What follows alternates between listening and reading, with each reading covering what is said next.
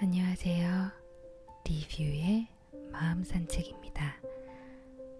오늘도 약간의 거리를 둔다라는 책을 읽어볼 텐데요. 천천히 글을 읽으면서 조금 더 내용을 곱씹어 보게 되는데요. 이 약간의 거리를 둔다라는 책은 그렇게 곱씹어 볼 만한 그런 내용들이 참 많이 있는 것 같아요. 특히 인간관계에 있어서 조금 힘이 들고 지칠 때 이런 책을 보게 되면 나의 관계에 대해서 다시 되돌아보게 되는 것 같아요. 여러분들이 이 책을 들으시면서 여러분들의 인간관계에 있어서 조금은 거리를 둬야 할 관계가 있지는 않은지 자신의 관계에 대해서 생각해 볼 수 있는 그런 시간이 되었으면 좋겠습니다. 그럼 지금부터 리뷰의 마음 산책 시작합니다.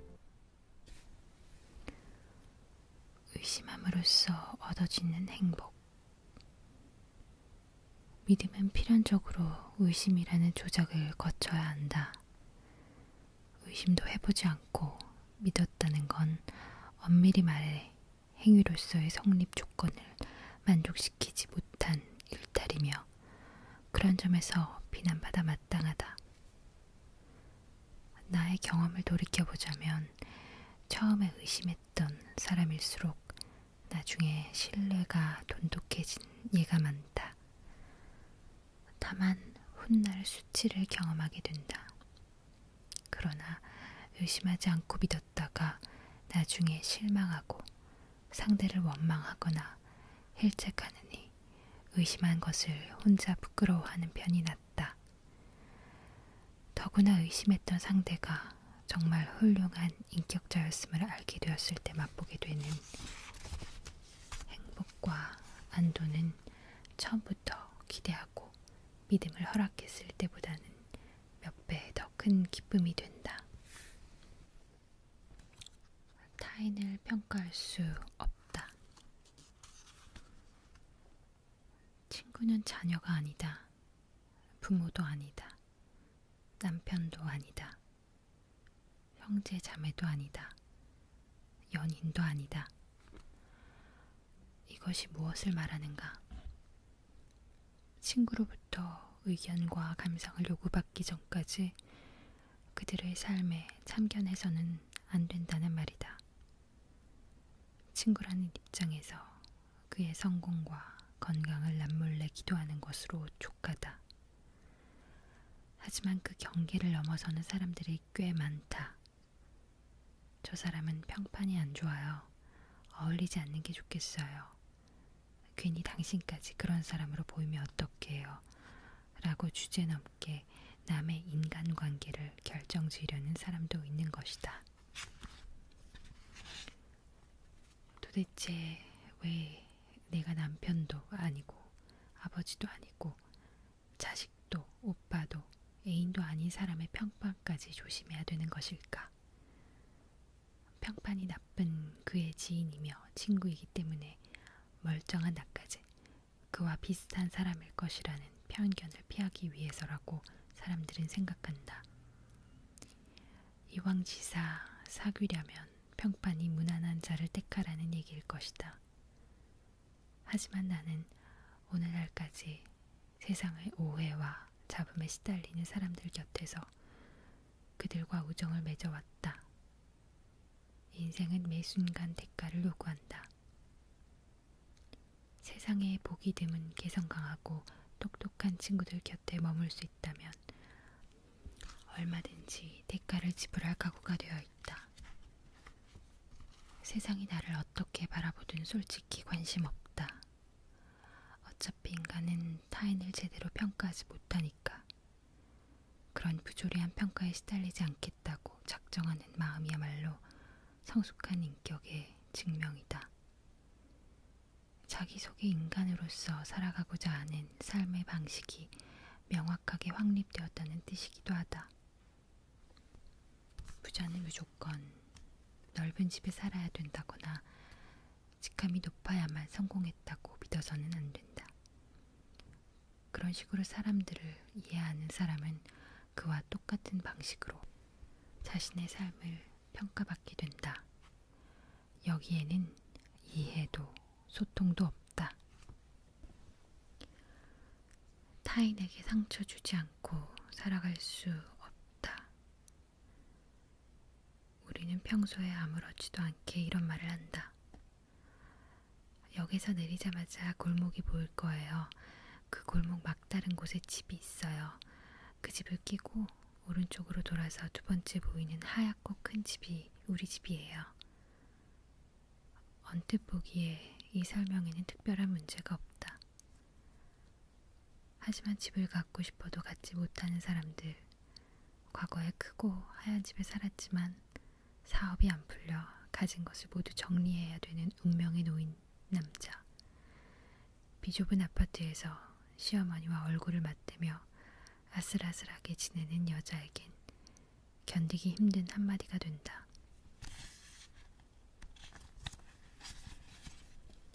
그 집은 일이 참 잘 풀려요. 남편은 부장으로 승진했고 둘째는 이번에 A 학교에 합격했대요. 남의 불행에 기뻐하기보다 서로 축복하는 것은 참으로 기분 좋은 일이다. 하지만 부장으로 승진하지 못하고 아이가 A 학교에 불합격한 옆집 여자는 이런 소식을 전해주는 선의 이웃에게 비참함을 느끼게 될는지도 모른다.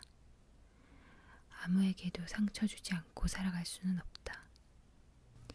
귀머거리라는 말을 하지 않았다고 해서 청각장애자를 차별하지 않았다고는 말할 수 없다.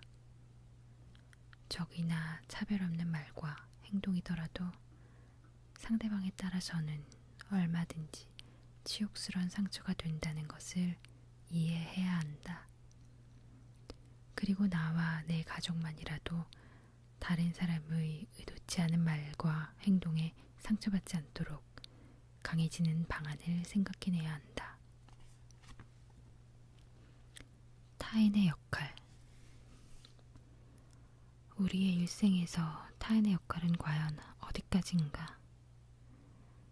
나는 절대적이라고 생각한다.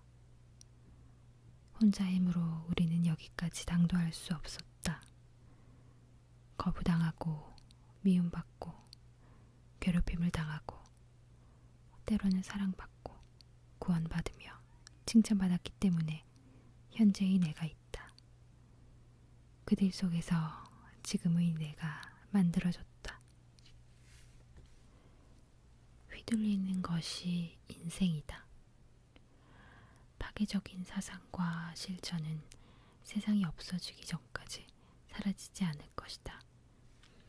그래서 인간은 자신의 기호와 상관없는 누군가의 사상과 행동에 휘말려 원래의 나를 잃고 난다. 그것이 인생이다. 뜻하지 않게 좋은 일이 찾아왔듯이 바라지 않았던 나쁜 일에 휘말리는 횟수가 쌓여 삶을 이룬다. 인생에 좋은 일만 가득하다면 아마도 인간의 성격은 지금처럼 복잡하고 현명하게 완성되지 못했을 게 분명하다. 삶의 방식에 좋고 나쁨이 없다. 사람이 살아가는 방식에 좋고 나쁨이 있을 수 없다. 입장을 바꿔놓고 생각하면 우리는 서로가 서로에게 짜증을 유발하는 장애물 같은 존재이다. 이것은 생활의 숙명이다.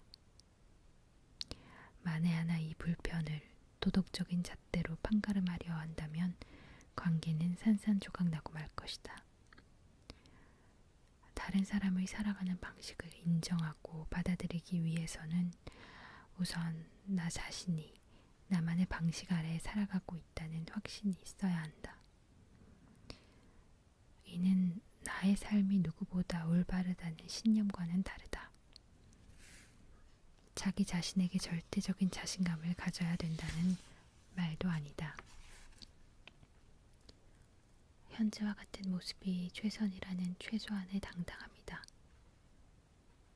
내가 가난하다고 해서 부유한 사람을 미워할 이유가 없고, 내가 부유하다고 해서 가난한 사람들을 불편하게 여겨서도 안 된다. 살아가는 모습은 제각각이다. 삶에는 기준도 법칙도 없다. 차별하는 관념.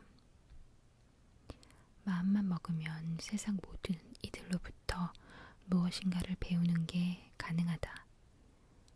제대로 학교도 못 나오고 가진 것 하나 없는 사람으로부터 어느 유명한 철학자들에게서도 들어보지 못한 삶의 절절한 회환을 느낄 수 있다. 보석이 어디 떨어져 있는지는 아무도 모른다. 그러니 항상 배우기 위해 마음의 문을 열고 사람들 목소리에 귀 기울이는 수밖에 없다. 나보다 더 가진 사람이라서, 나보다 더 높은 위치에 있는 사람이라서 그들 앞에 서면 다리가 후들거리고 얼굴이 딱딱하게 굳어지는 것이 아니다. 내가 처한 현실에 자신이 없어서다. 자신의 약함을 드러내지 않고 자연스럽게 존재하기 위해서는 이 세상 모든 것들 위에 군림하는 신의 존재를 의식해야 한다. 오직 신 앞에서 만인은 평등해지기 때문이다. 이런 믿음 없이는 이유도 모른 채 높은 사람을 우러러 받들거나 그에게 아참하며 스스로를 폄하시킨다. 더 큰 문제도 발생한다. 사람의 위치를 차별하는 관념에 순응해버리면 높다는 개념에 반대되는 낮다의 관념에도 굴복하게 된다. 나보다 더 높은 사람 앞에서 고개를 숙였듯이 나보다 낮다고 여겨지는 사람들이 내 앞에서 고개를 숙여야 된다고 믿어버리는 것이다. 직업과 옷차림, 학력으로 상대방을 우습게 여기며 자기도 모르게 거만한 태도를 취하게 되는 것이다. 인맥. 실력을 인정받는 사람일수록 유명인과 친하다는 이야기를 거의 하지 않는다. 서로에 대한 마음을 침묵으로 지켜냈을 때 친밀한 관계에 신뢰가 더해진다는 것을 알고 있기 때문이다. 인맥을 돈벌이 수단으로 삼거나 권력 확장의 도구로 사용하려는 의도를 감추고 있는 사람들일수록 자기보다 내가 아는 누군가를 더 내세운다. 이런 사람들에게 제대로 된 인맥이 형성될 리 없다. 인맥이라는 것은 인맥을 이용하지 않았을 때 만들어지는 특성이 있다. 지갑 속 명함이나 함께 찍은 사진을 일부러 꺼내 보여주는 행위는 그 자체로 사로잡힌 자다. 영혼의 자유인이 아니다. 그런 이에게 진정한 관계가 허락될 턱이 없다. 약간의 거리를 둔다. 우리 어머니는 후쿠이현 시골에서 몰락한 집안의 딸로 태어나 자랐다. 한마디로 평범한 시골 사람이다. 그런 분이지만 학문의 세계에서는 결코 배울 수 없는 몇 가지 감각적인 조언을 내게 남겨주셨다. 먼저 집에 관한 것이다. 어머니는 방마다 문은 두 군데가 있어야 한다고 강조하셨다. 통풍 때문이다. 나는 어머니의 가르침을 철칙처럼 지키며 내가 살 집을 설계했다. 어머니는 가능하다면 십자 모양으로 집을 지어 어느 쪽에서든 바람이 잘 통하는 것이 중요하다고